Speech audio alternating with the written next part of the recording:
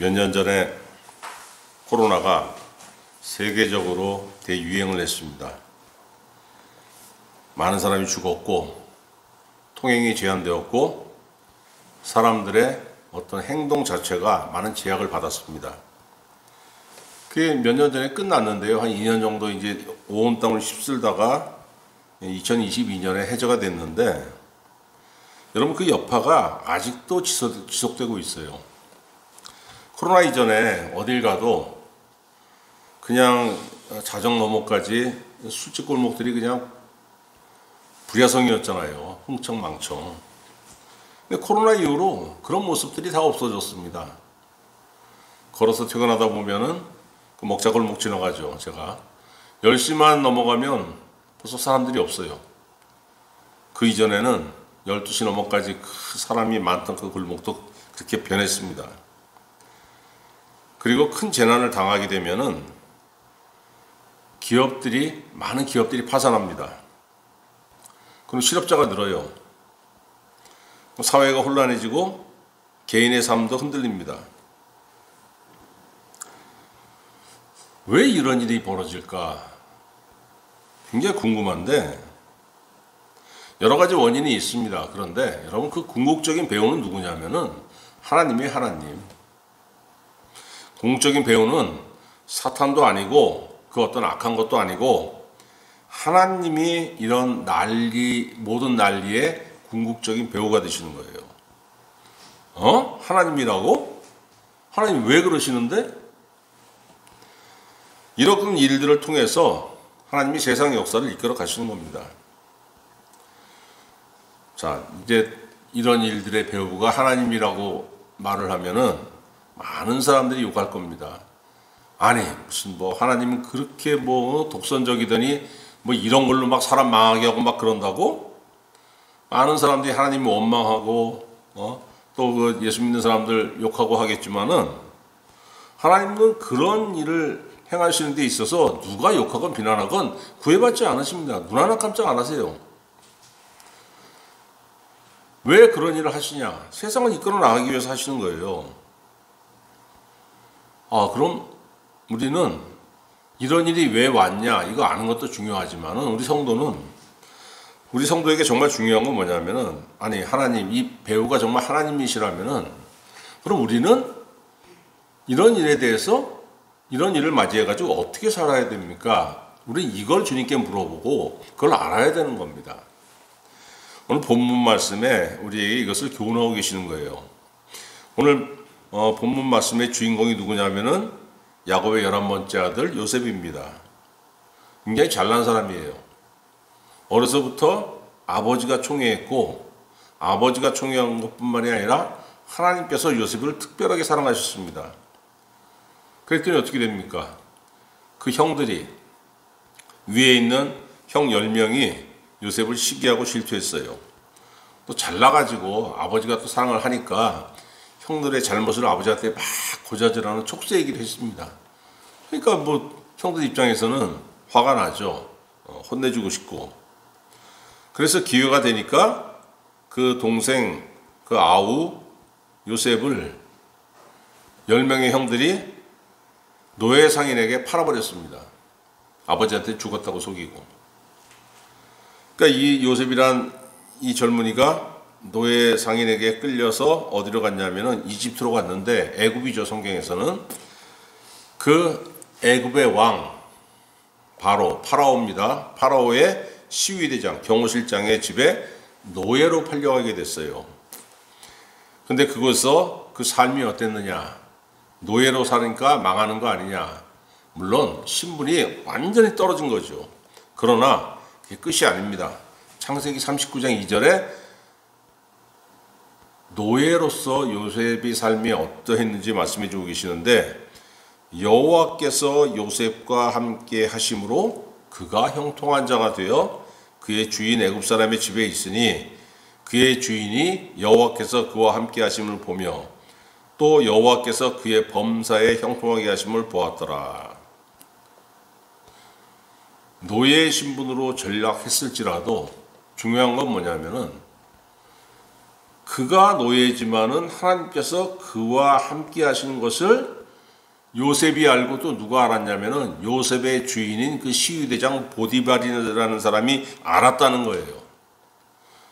창세기 39장을 읽어보면 또 무슨 얘기가 나오냐면은 하나님께서 요셉과 함께 하시기 때문에 요셉이 행하는 모든 일을 복되게 하셨기 때문에 요셉의 주인인 보디발이 이익을 봤다는 겁니다.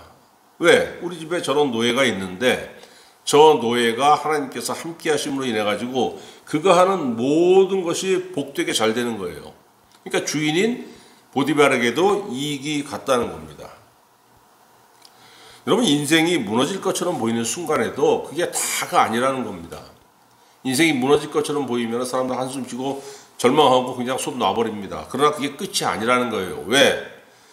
그 순간에도 하나님께서 함께 하시면은 얼마든지 그 나름대로 형통한 길이 열린다는 겁니다. 살아남을 수 있는 길이 열리는 것이고 그 안에서 숨쉬고 번성할 수 있는 길이 열린다는 거예요. 그런데 노예 생활이 끝이 아니었죠. 젊고 아름다운 소년이었기 때문에 보디발의 아내가 정을 통하고 싶어 했습니다. 남편 몰래. 그런데 응하지는 않았습니다. 우리가 즐기자 하니까 이 요셉이 어떻게 거절을 하냐면은 당신의 유혹에 내가 응하는 것이 하나님께 죄를 범하는 것이라고, 이 악을 행하는 것은 하나님께 죄를 범하는 것이라고 거절을 합니다. 그랬더니 그 아내가 무안하잖아요. 수치스럽고 창피하고. 저 히브리인 저 종이 나를 강간하려 했다고 누명을 씌워가지고 남편한테 고발을 해요. 어떻게 됐겠습니까? 감옥에 갇혔습니다. 노예에서 신세가 한 번 더 전락한 거예요. 노예가 된 것만 해도 억울해 죽겠는데 죄수가 된 겁니다. 그런데 거기서 끝이냐? 그건 아닙니다. 창세기 39장 23절에 보니까 간수장은 그의 손에 맡긴 것을 무엇이든지 살펴보지 아니하였으니 이는 여호와께서 요셉과 함께 하심이라. 여호와께서 그를 범사에 형통하게 하셨더라. 감옥에 가니까 인생 끝인 줄 알았는데 그곳에서도 하나님께서 요셉과 함께 하심으로 인해서 요셉이 그곳에서도 형통했다는 겁니다.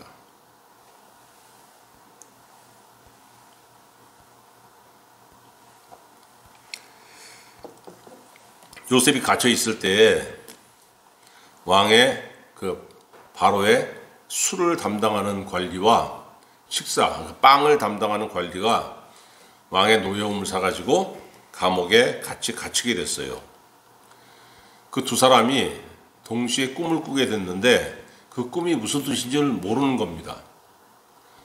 그런데 그 꿈을 요셉이 듣고 꿈을 해석해 줬습니다.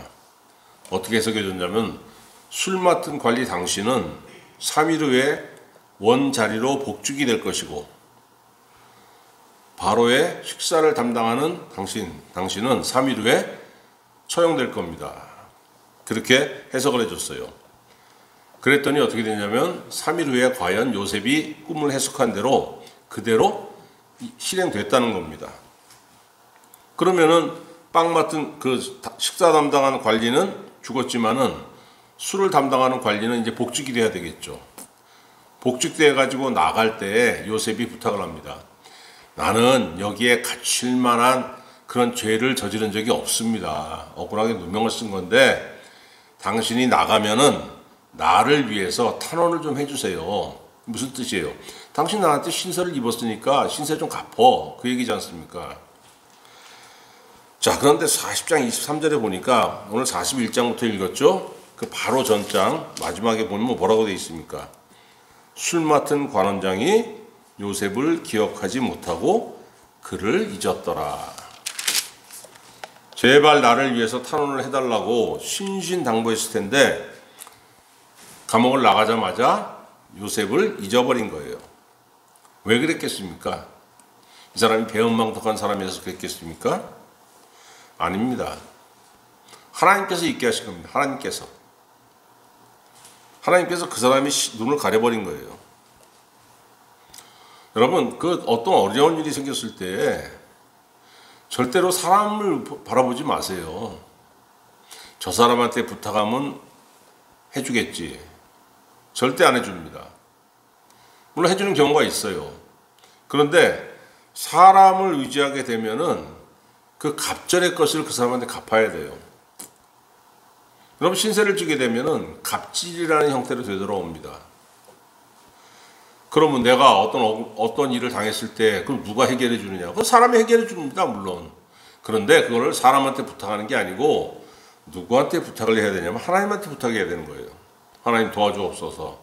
하나님만이 하실 수 있나? 내가 이렇게 고백하고 기도하면은 하나님께서 역사하시는데 어떻게 역사하시느냐? 사람을 통해서 역사하시는 거예요. 하나님 외에 다른 것을 의지해 가지고는 현재의 문제를 해결할 수가 없는 겁니다. 우리 성도는. 요셉이 수감되고 2년이 지난 후에 이집트의 왕 바로가 꿈을 꾸었습니다. 나일 강가에 그 살찐 암소 7마리가 풀을 뜯어먹고 있는데 바싹 마르고 갈비뼈가 앙상하게 드러날 정도로 바싹 마르고 아주 흉측하게 생긴 암소 7마리가 나와서 그 살찐 암소 7마리를 잡아먹었어요. 꿈이 그냥 어마어마하게 흉측하니까 바로가 놀래가지고 깼습니다. 고민하다가 다시 잠들었어요. 잠든 후에 꿈을 또 꾸었는데 그냥 그 밭에 그냥 아주 풍성하게 잘 그 연근 곡식 이삭 7줄기가 쫙 나와 있는데 얼마나 보기 좋았겠습니까? 갑자기 저쪽에서 바싹 마른 이삭 7줄기가 쓱 다시 나타나더니 그 풍성하게 연근 이삭 7줄기를 삼켜버렸다는 거예요.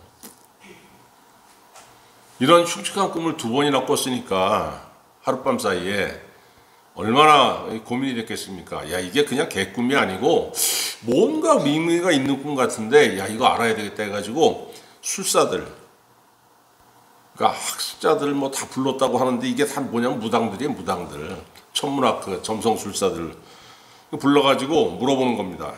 내가 이런 꿈을 꿨는데 해석해봐라. 아무도 근데 그 꿈을 해몽을 못하는 거죠. 왜냐하면은 여러분, 하나님에게서 온 꿈은 하나님의 사람만이 해석할 수 있습니다. 가끔 우리가 기도할 때 하나님께서 어떻게 응답 주시냐면, 하나님께서 응답 주시는 방법은 참 여러 가지지만은 꿈으로 응답 주시는 경우가 있어요. 꿈으로. 내가 꿈으로 응답을 받고 난 다음에 꿈을 꾸고 나서 그게 무슨 뜻이라는 걸 바로 아는 경우가 있습니다. 그런데 모르는 경우도 있어요. 그럼 그걸 누가 아느냐? 주변에 믿는 사람 중에서 반드시 내 꿈을 듣고서 바르게 해석할 수 있는 사람이 있습니다. 왜?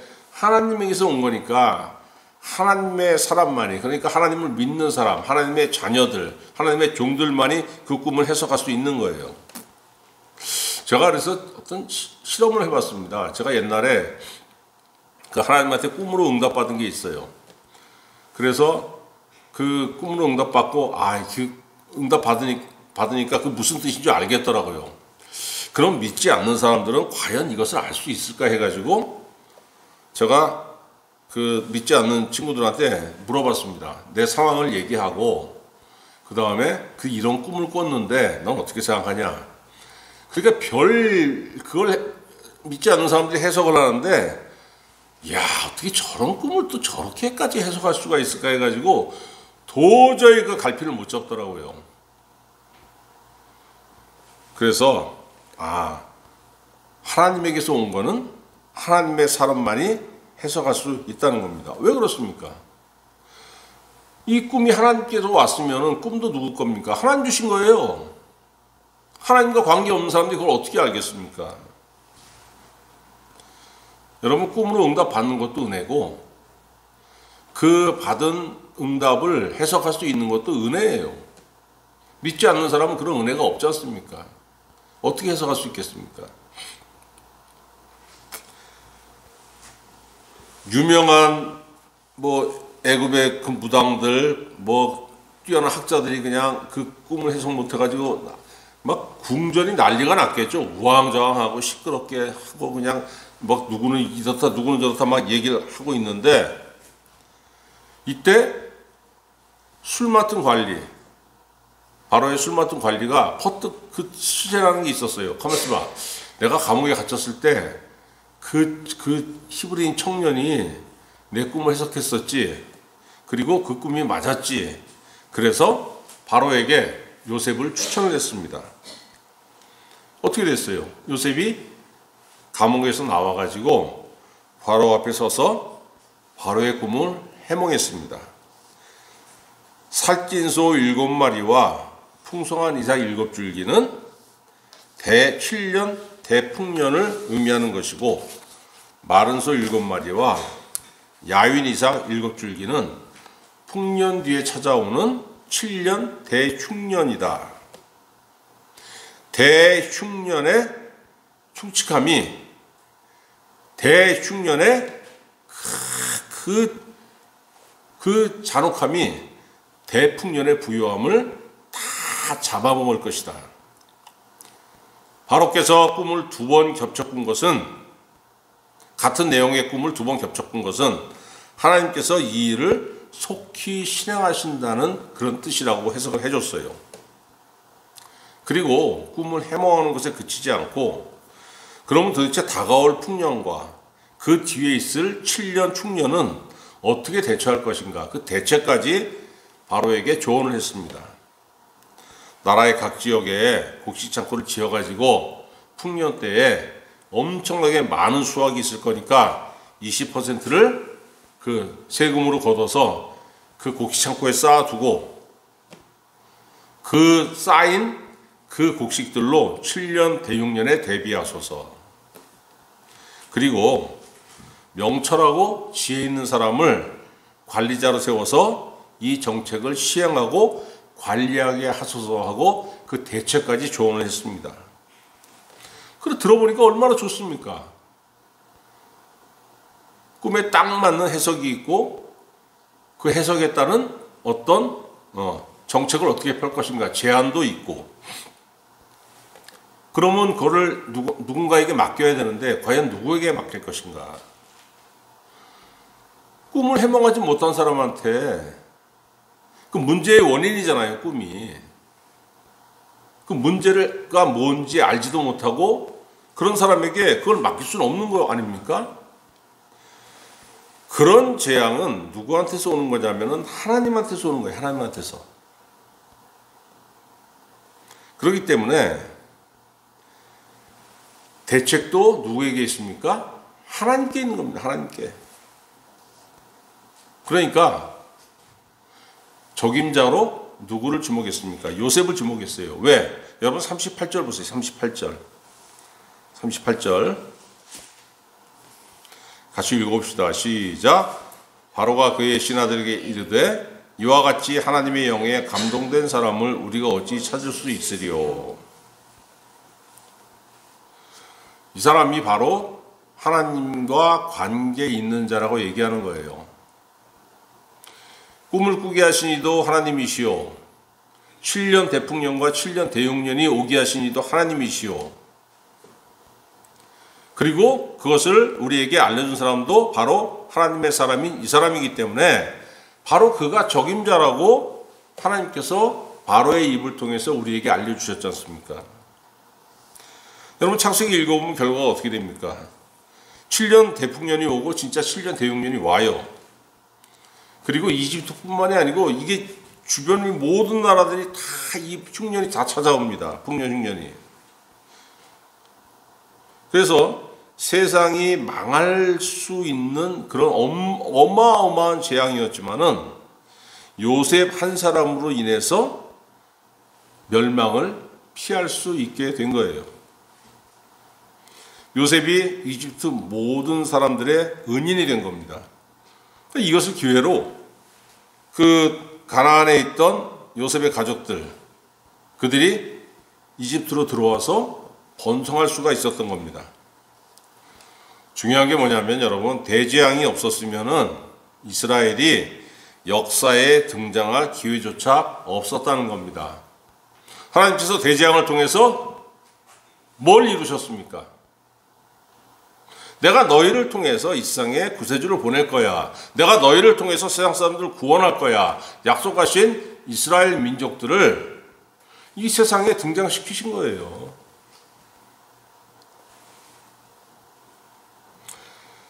7년 대기근에서 이집트가 멸망을 면했는데 그 나라가 얼마나 허약해졌겠습니까? 그래서 그 왕조는 망하고 새로운 왕조가 들어서게 됐습니다.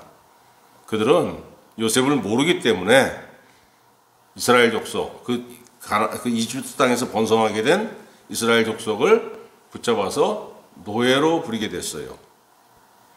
하나님 어떻게 역사하십니까? 400년 후에 모세라는 종을 세워서 자기 백성 이스라엘을 이집트에서 빼내서 가나안에 들이셨지 않습니까? 400년 후에 하나님께서 가나안 땅을 제2의 에덴 동산으로 세우시기 위해서 이집트에 뭐가 들게 하신 겁니까? 대흉년, 대풍년과 대흉년이 들게 역사하신 거예요. 대기근이 여러분 이집트 사람들에게 재앙이었지만은 하나님의 백성들에게는 뭐가 됐습니까? 번성할 수 있는 기회가 됐잖아요. 하나님은 대재앙도 하나님의 뜻을 이루는 기회로 사용하신다는 겁니다. 여러분 그 주변에 엄청나게 어려운 일이 많이 생겨요. 그 일에 내가 연루될 때 있고 아닐 때도 있는데 연루되면 망했다 생각됩니다. 그런데 우리가 이걸 어떻게 생각해야 되냐면은 믿는 자에게는 재앙도 기회가 될 수 있다고 생각을 해야 되는 겁니다.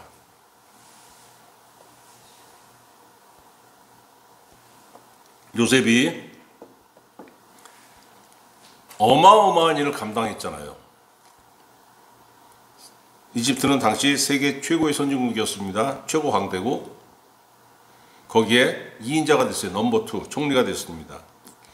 자, 그럼 도대체 이 사람은 어떤 자격이 있었나? 17살 때부터 30살, 13년간 뭘로 살았습니까? 노예로 살고 죄수로 살았어요. 아니, 노예와 죄수가 뭐 잘났다고 그 최고 강대국의 2인자가 됐겠습니까? 시편 105편 16절에 보면은 그가 13년간 그 고난을 겪은 의미를 그 말씀하고 계시는 거예요. 그가 또 그 땅에 기근이 들게 하사 그들이 의지하고 있는 양식을 다 끊으셨도다. 하나님께서 이집트에 대기근이 들게 하시는 것을 그 지금 시편이 지금 얘기하고 있는 거예요. 그가 한 사람을 앞서에 보내셨으며 요셉이 종으로 팔렸도다. 그의 발은 착고를 차고 그의 몸은 쇠사슬에 매었으니 곧 여호와의 말씀이 응할 때까지라. 그의 말씀이 그를 단련하였도다. 그가 노예로 살면서 억울한 것도 많았고 한 번 더 신세가 전락해가지고 죄수로 갇히게 됐을 때 얼마나 여기에 한스럽고 응어리가 생기고 죽고 싶었고 억울해서 펄쩍펄쩍 뛰었겠습니까? 그러면서 의심도 많았을 거예요. 아니, 내가 10대 때 하나님께서 이런 말씀을 주셨는데 하나님께서 나를 세우신다고 하셨는데 아니 지금 내가 노예로 팔렸어. 그걸로 끝나는 게 아니라 지금 또 죄수로 전락했어.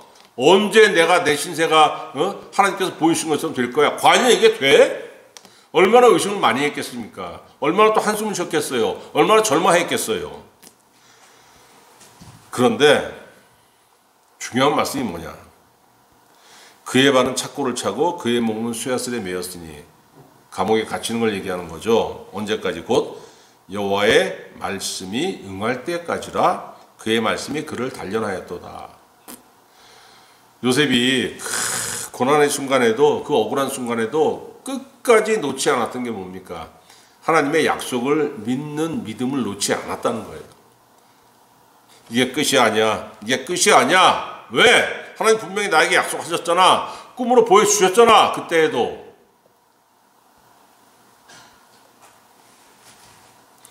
모든 게 여러분 하나님께서 기억하셨다는 거예요.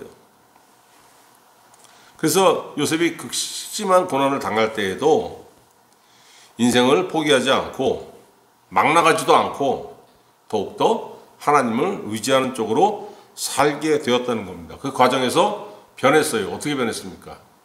여러분, 사람 누구나 다 뭐가 있냐면 불순물 같은 게 끼어 있어요. 그 마음에. 그래서 언당하고 싶기도 하고 막 그냥 인정해주면 될 거를 인정하지 않고 이렇게 마음이 굽어가지고 갈고리 같은 것도 있고 여러 가지 있잖아요. 괜히 빈정대기도 하고.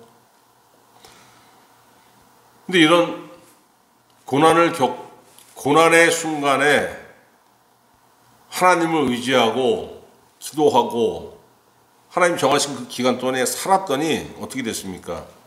그의 삶 속에 불순물처럼 끼어있던 것들이 사라지고 하나님께서 쓰시기에 부족하지 않은 성숙한 자가 된 겁니다. 우리가 여러분 왜 쓰임받지 못합니까? 만약에 하나님께서 우리를 쓰시지 않는다면은 우리 삶에 불순물이 끼어있는 거예요. 뭐 너 학식이 모자라, 너는 무슨 뭐 지식이 모자라, 너는 실력이 모자라, 너는 운동을 안 해. 이런 것 때문에 하나님께서 안 쓰시는 게 아니고 우리 삶에 불순물이 빠지지 않았기 때문에 하나님께서 안 쓰시는구나. 그렇다는 거예요. 38절에 바로가 인정하지 않습니까? 이와 같이 하나님의 영에 감동된 사람을 우리가 어찌 찾을 수 있으리요? 하나님의 영이신 성령이 요셉을 인도하셨고 준비시키셨고 그가 준비되니까 하나님께서 그를 쓰셨다는 거예요. 여러분, 그 술 맡은 관리가 복직될 때 요셉이 부탁했잖아요. 당신 나가면 나를 위해서 좀 탄원 좀 해줘라. 그대로 했으면 어떻게 됐겠습니까? 풀려날 수 있었겠죠. 그런데 그걸로 끝입니다.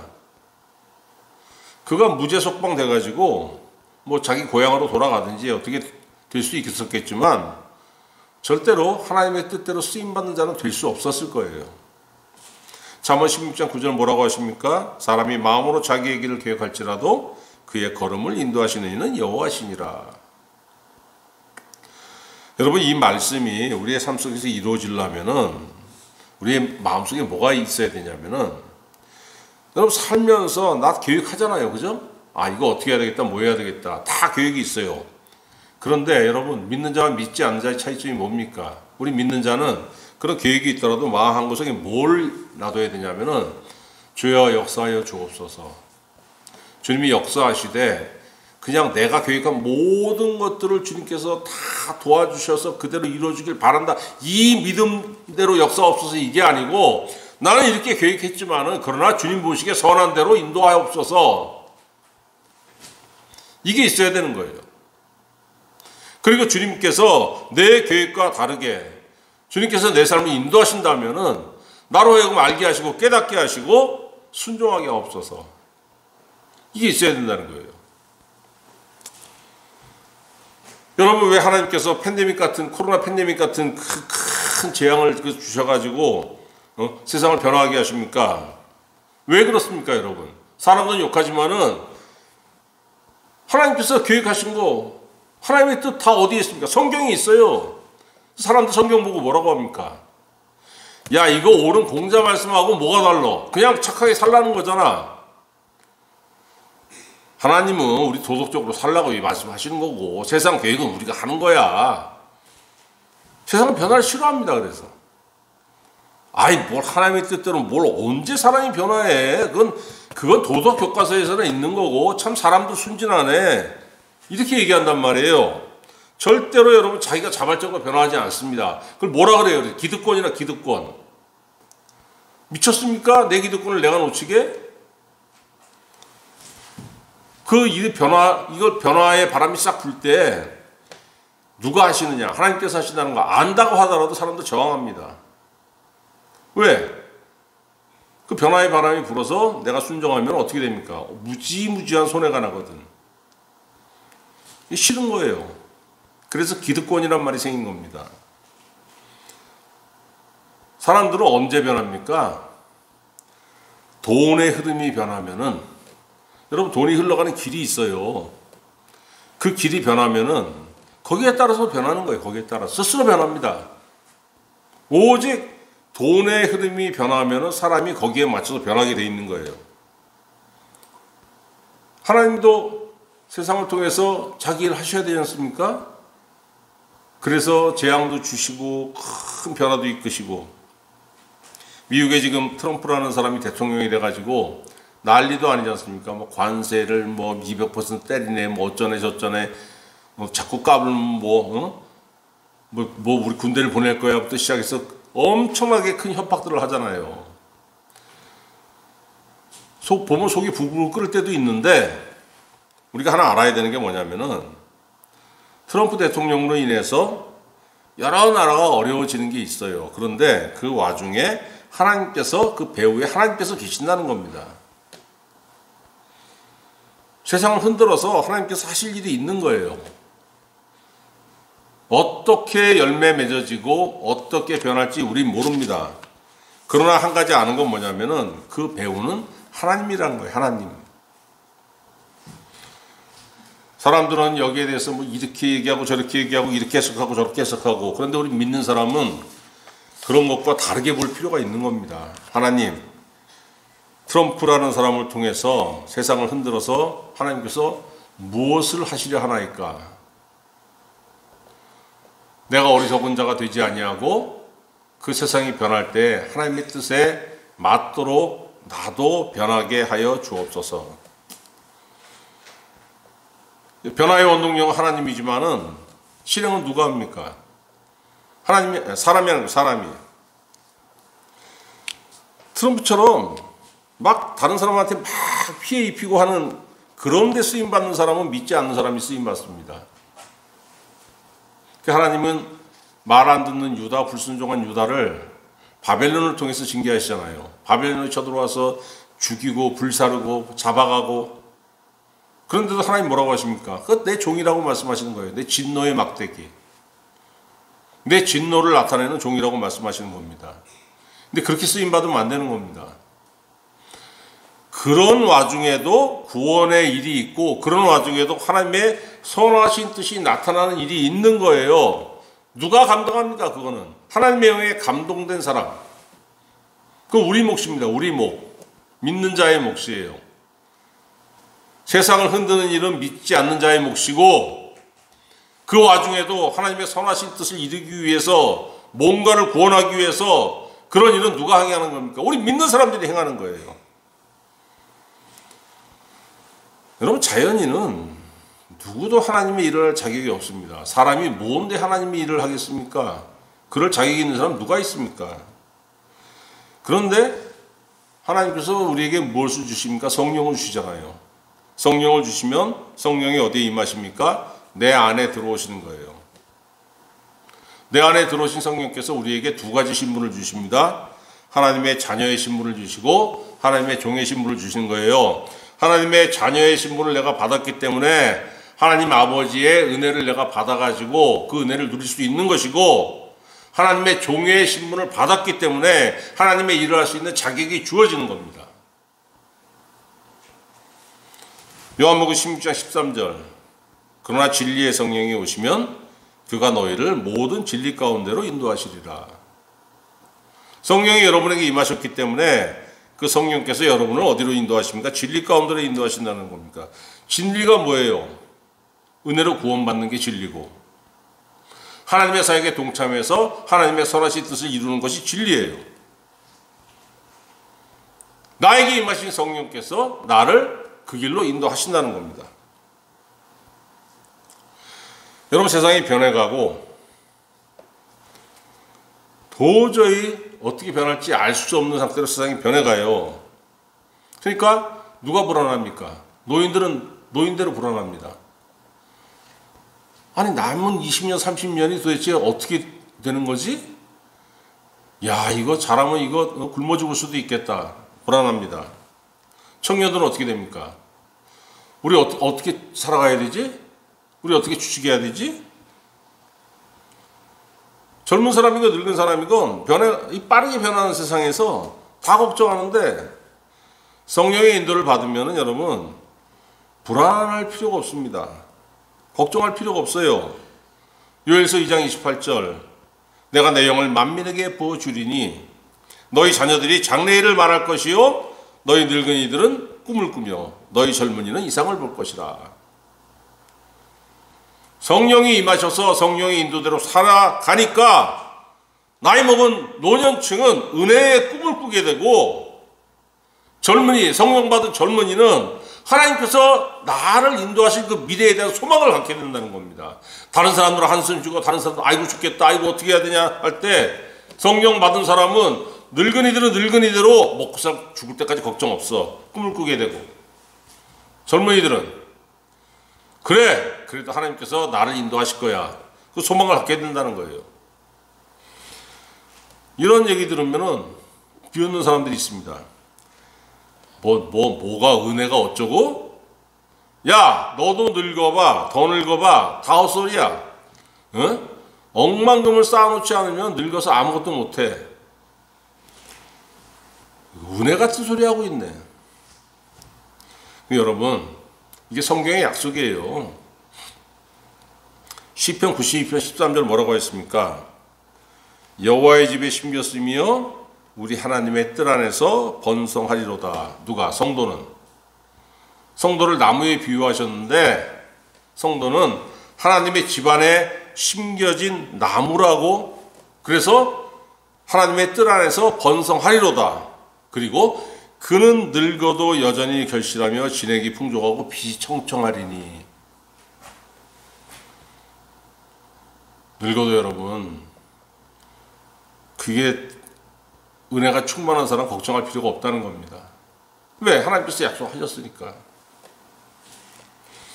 여러분, 율법은 인간을 정죄하고 저주해요. 갈라디아 5장 18절 너희가 만일 성령의 인도하시는 바가 되면 율법 아래 있지 아니하리라.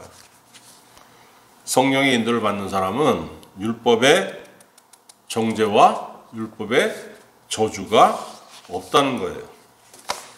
그게 여러분 은혜 받은 사람의 큰 특징이고 큰 특권입니다.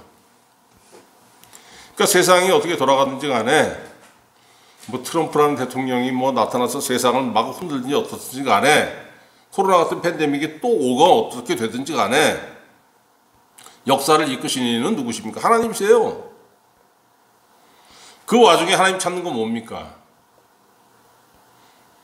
야, 세상 흔들고 뭐 역병이 돌고 뭐 하는 거 그건 내 일이고 그건 내가 하는 일이야. 너 간섭하지 마. 네가 할 일은 뭐냐면은 너 은혜 받는 거야. 찾는 거예요. 누가 은혜 받았지? 왜? 그 사람 통해서 하나님 일하셔야 되지 않습니까? 그러니까 여러분, 세상이 어떻게 변하든지 세상이 어떻게 시끄러든지 간에 우리는 기도하고 성령의 인도를 받고 그러고 살면 되는 거예요. 그 성령이 우리를 인도하시면서 우리를 세우십니다. 어떻게? 하나님의 일을 할 수 있는 일꾼으로 세우신다는 거예요. 어려움이 여러분 닥치면 모든 것이 걱정됩니다.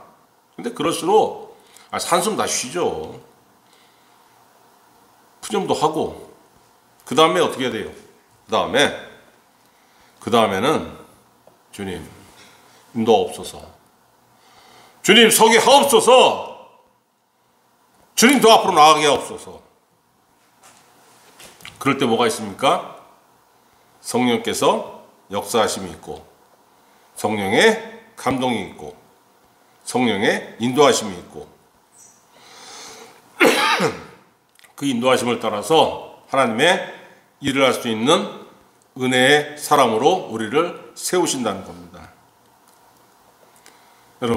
여러분에게 성령의 감동하심, 성령의 인도하심이 있어서 세상이 주는 걱정과 근심을 이기고 요셉처럼 하나님의 뜻을 실행하는 은혜의 사람으로 쓰임받으시기를 우리 주 예수 그리스도의 이름으로 축원합니다.